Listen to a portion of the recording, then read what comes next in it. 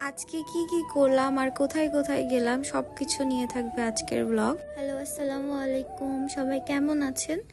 আপনাদের দোয়া ভালোবাসা আল্লাহর রহমতে আমি অনেক ভালো আছি। সবার জন্য ঈদ সুখের হয় না, সবার জন্য ঈদটা আনন্দের হয় না। আমি হচ্ছি তাদের মধ্যেই একজন। ছোটবেলা থেকে আমার কোনো ঈদই ভালো কাটে নাই, আর আগামী ঈদগুলো কীরকম হবে আল্লাহই জানে।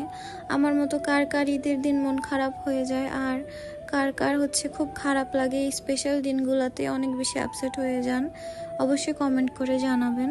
ঈদের আগের দিন আমি খুব অসুস্থ হয়ে যাই, যার কারণে আমার ঈদের আনন্দ মাটি হয়ে যায়। আর এমনিও আমার কিছু কারণে মন খারাপ ছিল, তো ঈদের দিন আর বের হই নাই। ঈদের 2 দিন পরে আম্মুর সাথে আর বড় আপুর সাথে একটু বের হয়েছি।